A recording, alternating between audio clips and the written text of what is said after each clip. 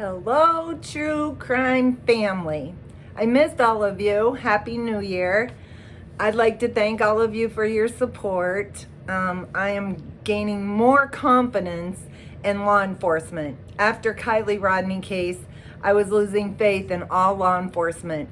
But as I said in my Moscow Sings the Blues as Christmas Approaches video, I was discussing law enforcement, Chief Fry, and the investigator he appointed to this case. I asked you guys to give them a break and let them do their jobs. They did their jobs. I can't tell you how proud of Chief Fry, Idaho law enforcement, and the FBI. I'm so proud of them. Also, shouting out to all the Pennsylvania law enforcement that were involved in this case as well. They're going to have a lot of work to do learning about his past. I think they'll be involved with that. I think they'll be doing a lot of investigating, records, data, and things when he lived in Pennsylvania and in his past. But they have limited time, so let's hope we can get all this done. Let's see. So we did that. Okay, this case has restored my faith in law enforcement. They really did it in record time as well. Everybody was like, they're not doing anything, it's taking forever.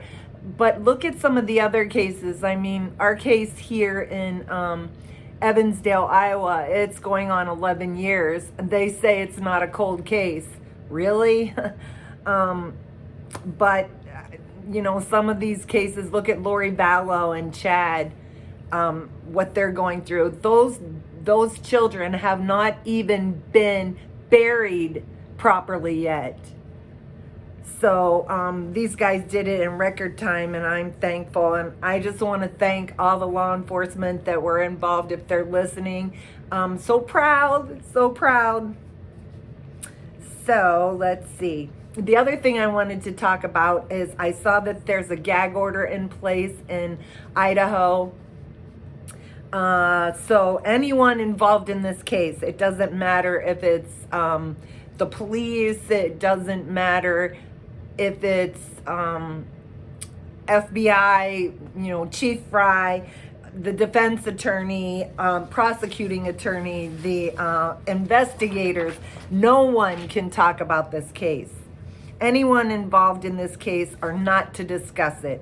So this means there will be so much speculation, and people will be coming out of the woodwork trying to say they knew Bryan, the suspect, and they will have all kinds of stories, and you can't believe everything you hear.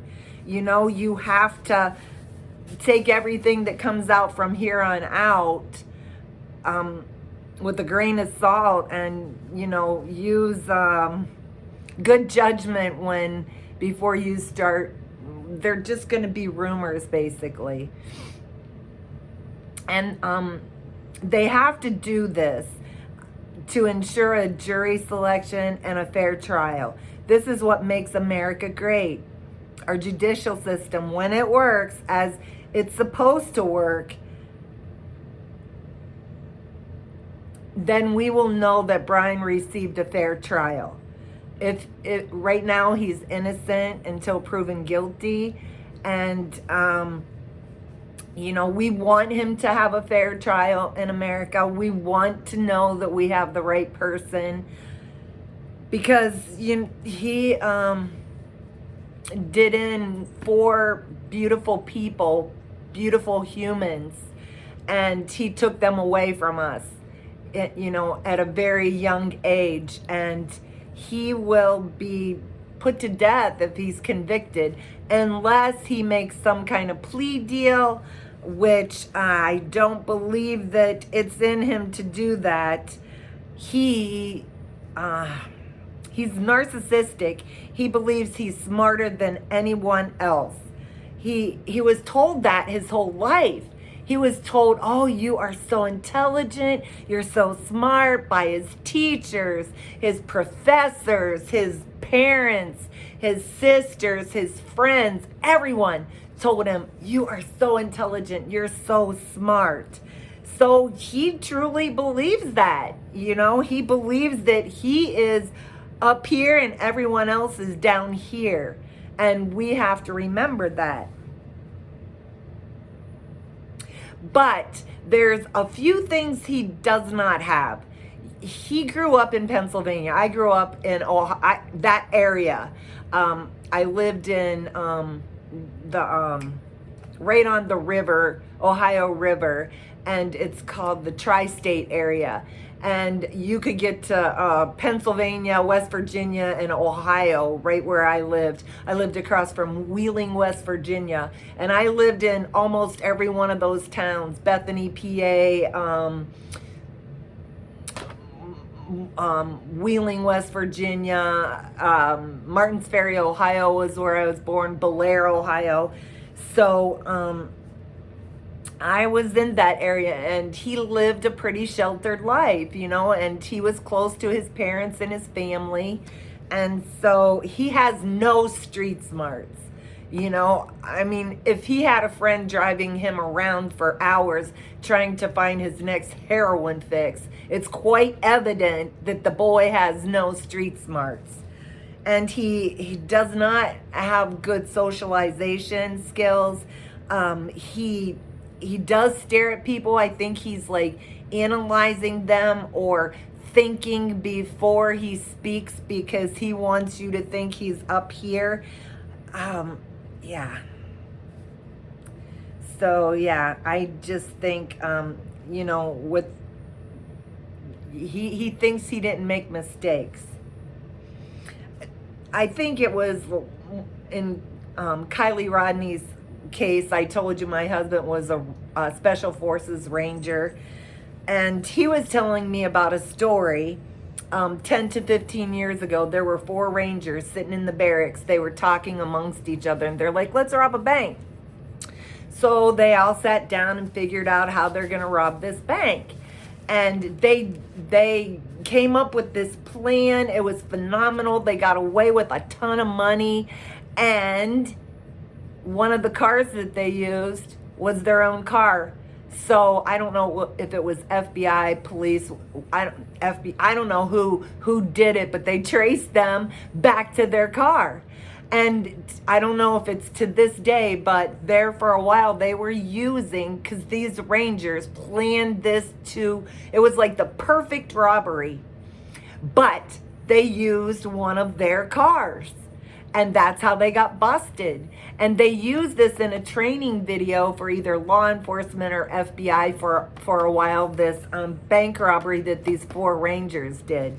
So, I thought that was interesting because it just blows my mind that Bryan would have taken the Hyundai to the scene and drive away. I mean,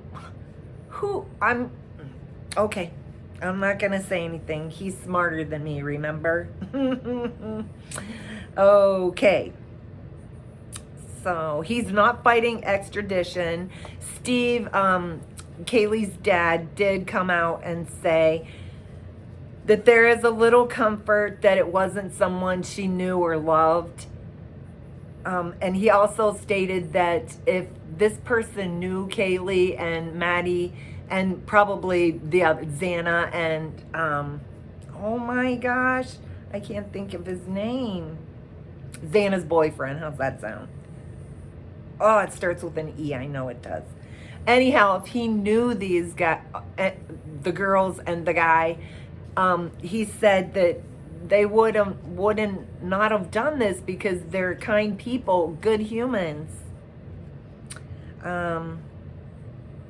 Bryan's family came out and said they felt really bad for the families and their loss, but they said that they were going to let law enforcement handle this and leave it in their hands, and they're going to stand behind their son.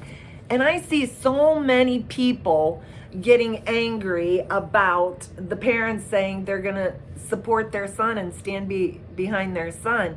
Now, if he is convicted of this crime, it was a horrific crime.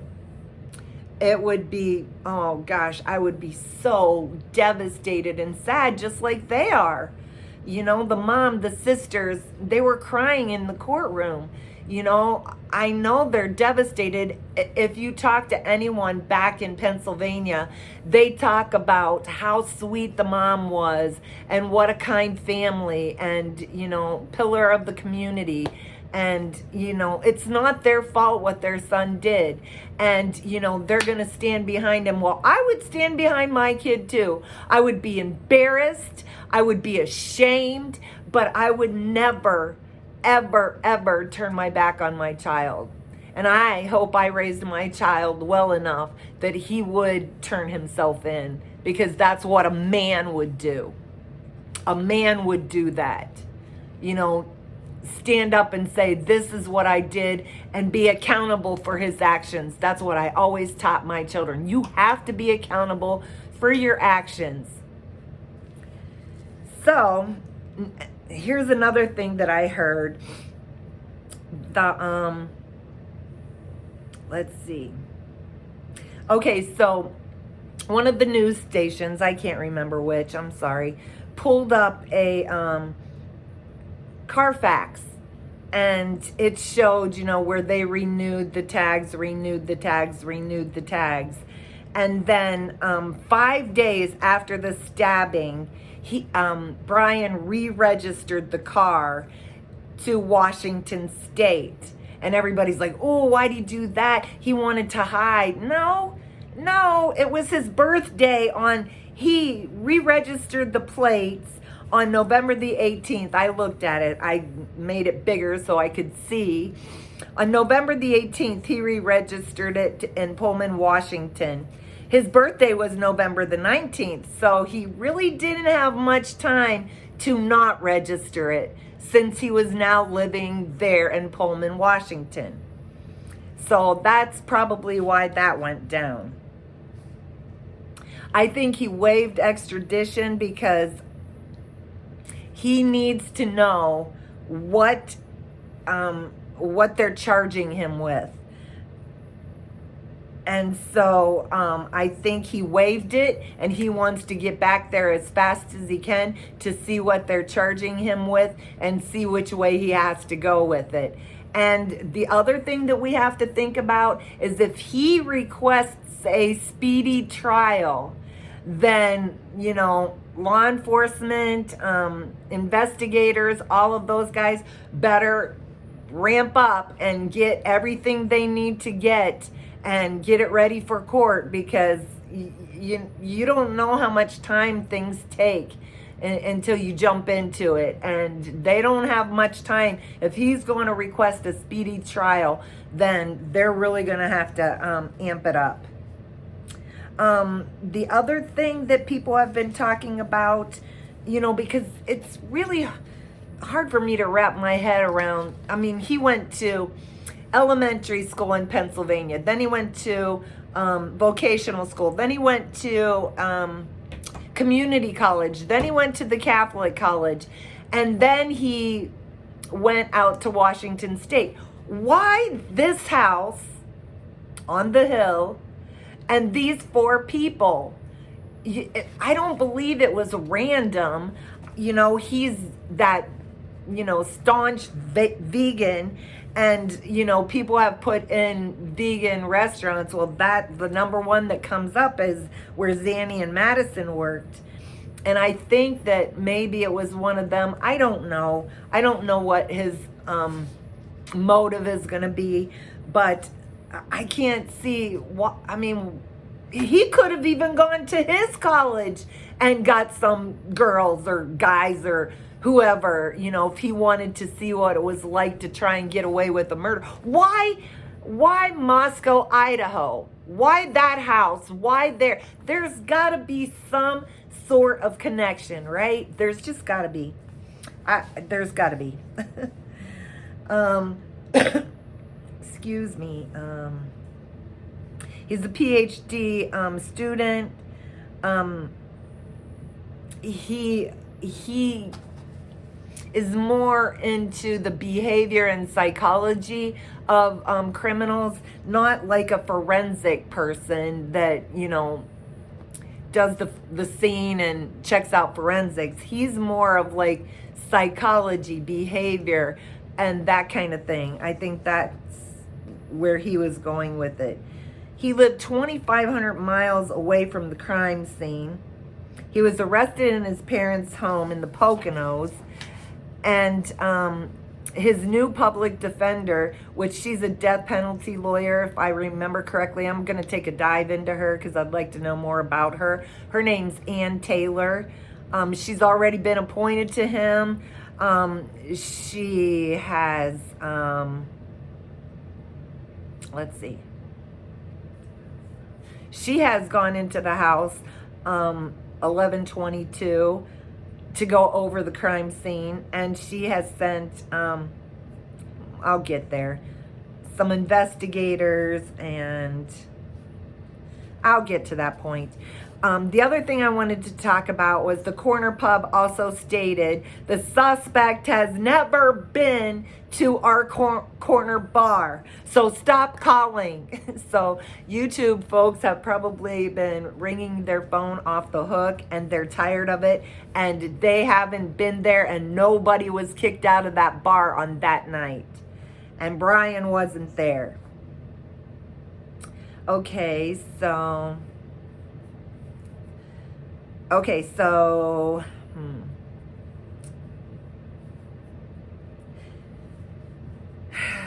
there was also body cam footage of Bryan and his dad being pulled over in Indiana for speeding.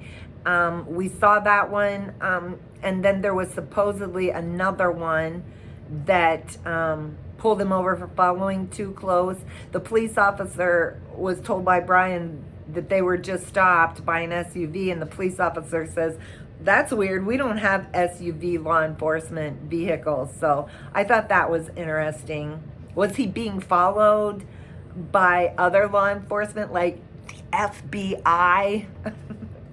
And you know, like, you guys can't think, I mean, if this guy is smart, and I don't think he's street smart, so I don't know if he would have got this, but maybe, but I know the FBI is smart. So they're not going to follow him in the same car across the country, 2,500 miles, right? They're going to, because Bryan can look in his rearview mirror and say, man, that car's been following me for a long time. And, you know, if some people are saying, hey, I'll bet you they pulled him over. They had him pulled over in Indiana.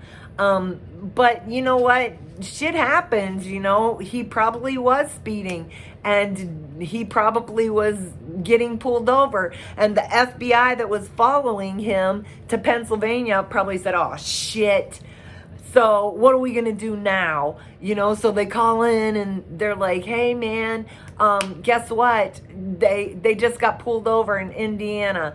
And they're just like, let it ride out and just keep following them. And, you know, sometimes they might have to, you know, turn off and rehook up. They're not stupid. I'm sure that, I'm pretty sure they probably have some kind of device on that car to be able to follow it. There's really cool shit out there nowadays, I'm telling you. Okay, so we know Bryan didn't want to be a police officer because he could have done that at the community college with 2 years in. He could have been a police officer. So he received his bachelor's, then his master's. The sales professor that spoke about the study that he did, where he asked those weird questions, said that he was her best student, and that she had only recommended two students to the PhD program, and he was one of them.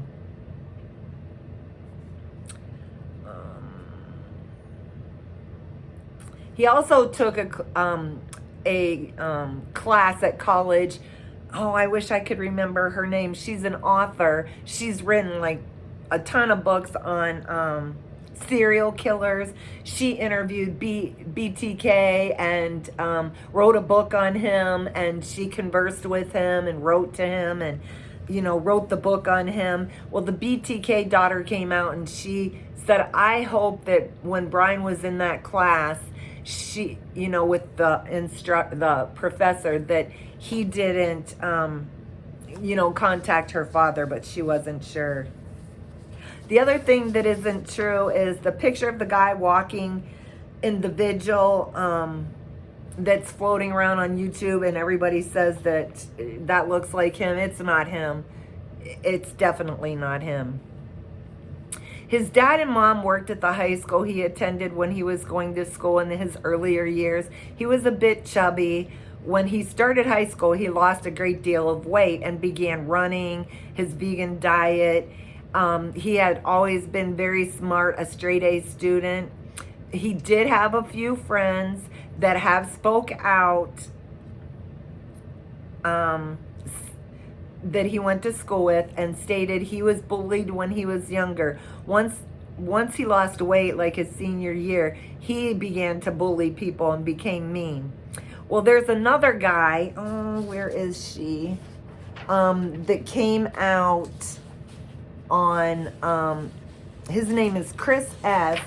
And I was watching this, oh my gosh, her name, what was her name? I was watching this other gal who, she does podcasts and videos and things like that. And I wrote her name down. I will find it before this video's over. This guy came up on her live, and his name was Chris S. And he said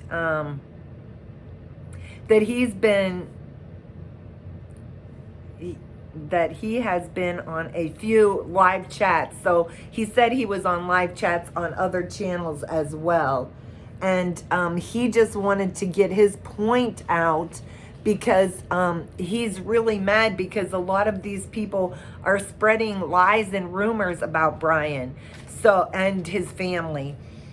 He said he started out in kindergarten and went all the way through high school with them. He was a year older than Bryan. He said he was chubby when he was younger. And once he came to high school, he started exercising, running, boxing, and he lost a bunch of weight. He said he was really dedicated, and, he wanted to make those changes in his life. He stated Chris was one grade ahead of Bryan.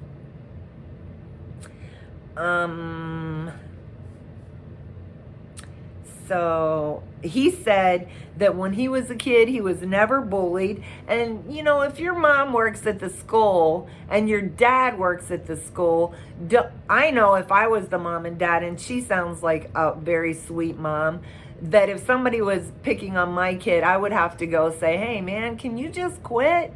Quit picking on my kid. So that's just my opinion. I'm just throwing that out there. So this Chris said that he was never bullied by anyone. He was always busy running, keeping his grade point average up. He had a group of friends, Chris said. Losing weight made him more confident, Chris said. He even said he had a few girlfriends. He said Bryan's parents were so very nice, especially his mother. She was a sweet lady, and the only reason he's calling into these true crime live shows is that it really makes him mad that people were lying about how he really was. He stated he did have a stare all of his life, like he stares, like he looks at you, and that makes people uncomfortable. But he said he was a nice guy, and that nothing happened to his nose. His nose has been like that ever since elementary. He went on to say that when his name broke in the media, his phone just started blowing up. And his classmates were calling him and telling him, hey, did you see this about Bryan? And he stated he just could not believe it.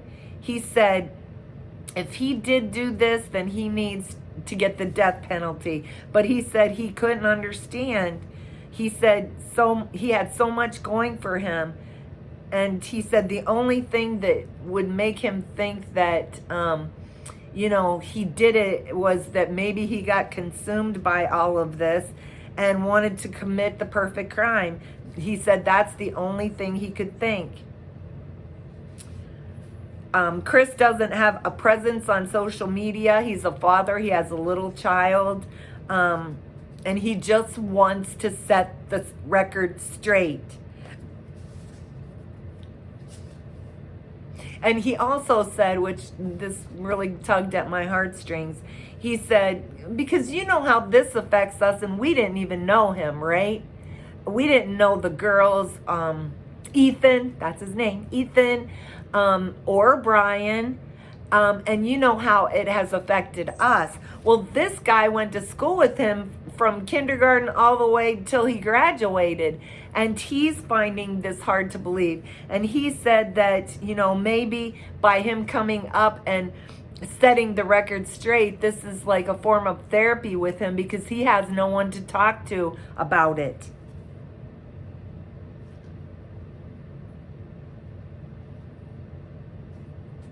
Okay, so the other thing that people were kind of chatting about is Bryan was a teacher's assistant, and he went to class every day. Stabbing someone is up close and personal. How did a criminology class and teachers not see anything? Did he have any wounds? They said he was wearing gloves to school before and after this crime. Didn't they think that was weird? Didn't anyone know he drove a Hyundai? Was he a serial killer in the making? Had he done this before? Did he really do it? Will they get a conviction from DNA and the 2015 Hyundai? These are all questions everybody has, and I don't think we're going to get those answered anytime soon. People are like, on some channels, they're screaming, why did they use force to get in his house at his mom and dad's? They didn't do anything. Well, when a team goes in the nighttime, that's what happens. They don't knock on the door and say, hello, this is your police department. We would like to speak to... Hell no! What are you thinking? If they're going in, there's like 50 of them. It's like a military, exercise. There's people everywhere out in the woods surrounding that house, everywhere with rifles, and they bang that window, unlock the door, bang the bedroom doors open, and get their people because they want to keep their officers safe, they want to keep Bryan safe, and they want to keep his family safe. So, element of surprise, that's very important. That's why they did what they did. Let's see where we at.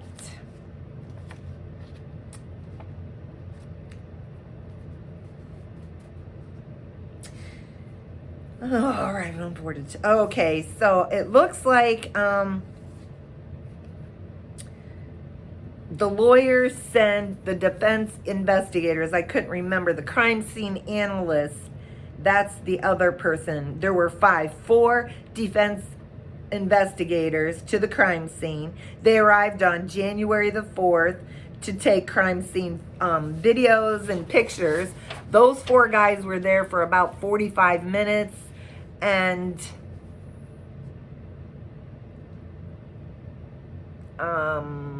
let's see.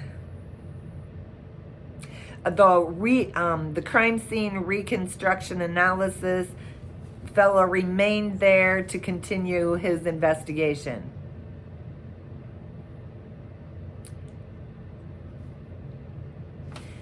And then I want to bring this up before I forget.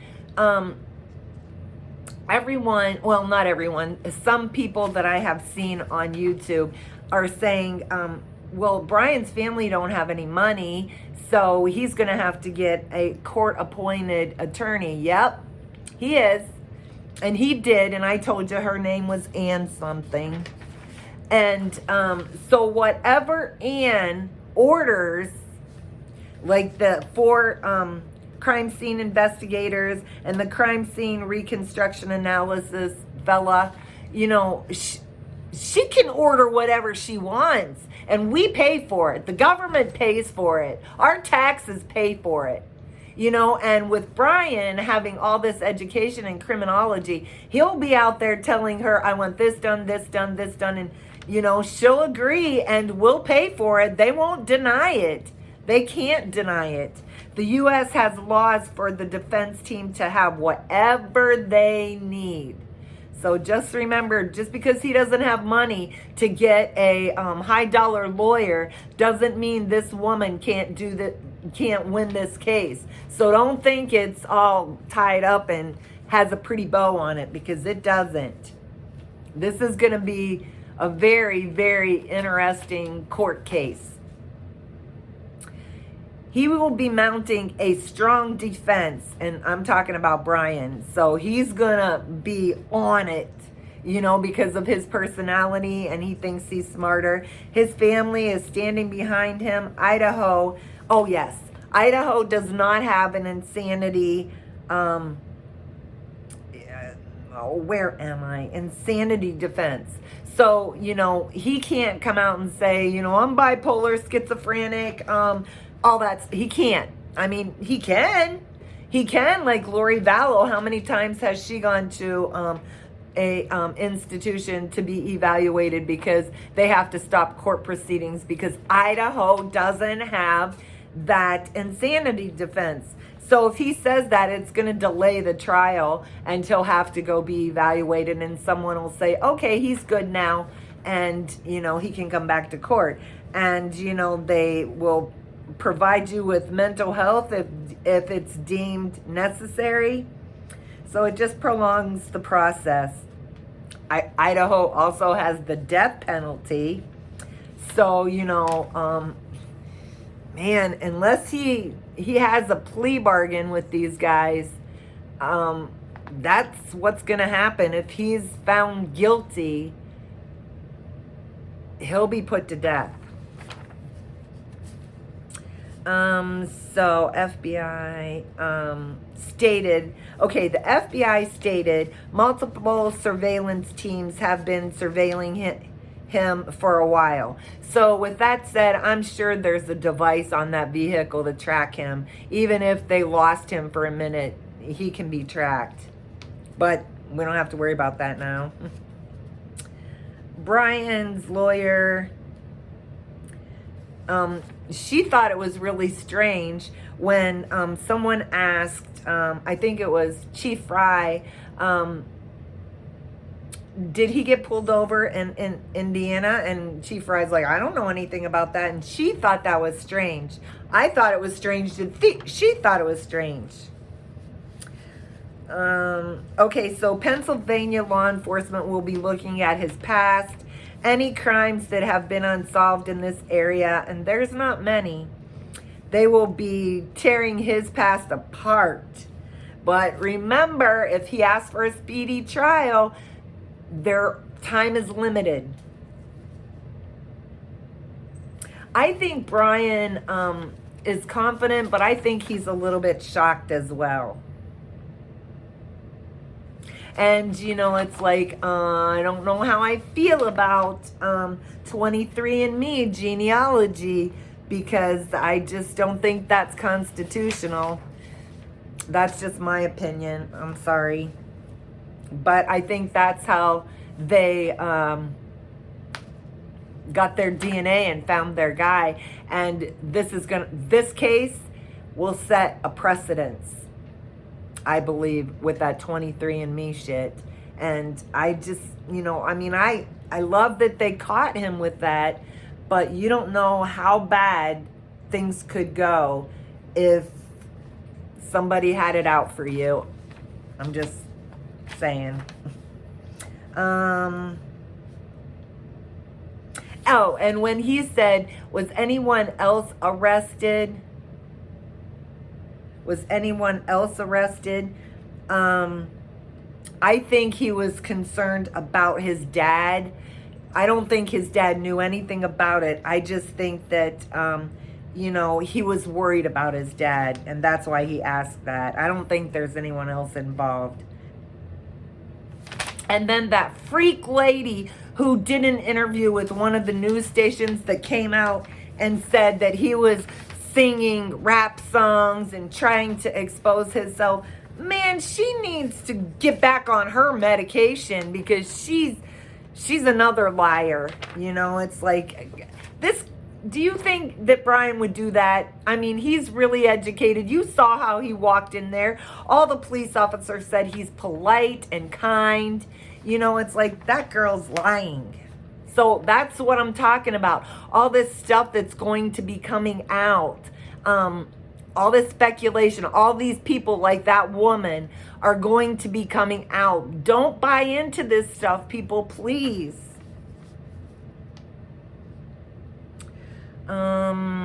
He's been calm and laid back. I always like to see both sides of it. So, that's why I kind of wanted to talk about his friend and how his friend said, don't listen to what those people were saying. His family was nice and Bryan was nice. And, he said he's scared, so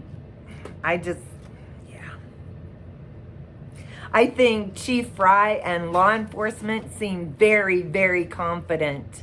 But when I watched Bryan walk into court, he stood high, nice and tall. He didn't have his head down. He didn't try to hide. He held his head up high. So I think he feels very confident too. This is going to be so interesting. I can't wait. Law enforcement needs a conviction. They are asking anyone who knew him to call the tip line with information. He informed the judge that he had no mental issues and not taking any medications. Asked if his decision was voluntary. He answered yes. The judge asked, was he pressured into this or promised anything for taking this extradition back to Idaho? He said no.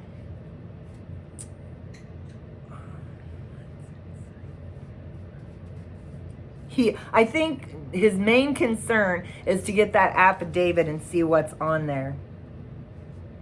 Bryan's neighbor had said she would see him come home. The neighbor in Washington would see him come home at night. Other neighbors said they had never seen him ever. If he was gone, at school, and then he didn't come home until later at night, what was he doing? Was he, watching 1122 to maybe find out their habits and their schedules and build a fantasy? Was he studying their behaviors, which is his field, Then other people, this is the other thing I kind of wanted to hit on. People are like, why did his dad fly all the way to Washington to drive back with Bryan? Well, shoot, we do that with our kids. Something about the dog, and they didn't want to go fly back to a Des Moines airport. So we drove them all the way to Des Moines instead of them taking their car and just, getting their car on their way back because they wanted to fly into Waterloo. We do things like that too, and they said that, I'll bet he was telling his dad. Now, if you watch that video, when they're driving down the road and they get pulled over and the police officer has his body cam on and he goes up to the dad's window, did the dad look like he was shitting his pants? Did he look like he was nervous as hell? Because if that was me and my son just spilled the juice and said he brutally did what he did to those 4 students in Idaho. If I saw a cop light, I would probably have a heart attack and die right there. This police officer came up to the window. The dad was calm as could be. So I believe with all my heart that the dad knew nothing about it.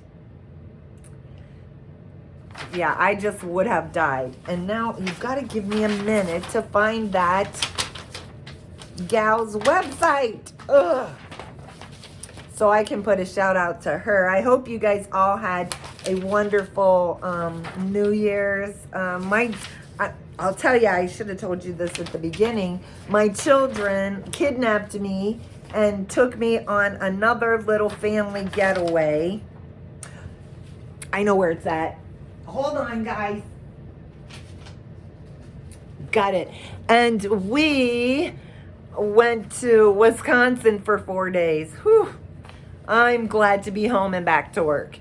But the person that I had been watching a couple of her videos, because I don't have time to watch many, I try to spread the love around because there's so many great creators out there. But her name is Alex Erickson. She's the one that had that friend of Bryan's, that Chris guy, come up on her panel. And she just does such a good job. Justice A to Z, she's always upbeat. And she does a good job. Brittany, CNN family. There's so many of you guys that I love and wish I could spend more time watching all of you. But I can't right now because I have to work a ton because there's no workers and we have COVID again. Anyhow. Thank you for all your support. If you could hit the like, that puts me in the algorithm. I love all you guys and God bless.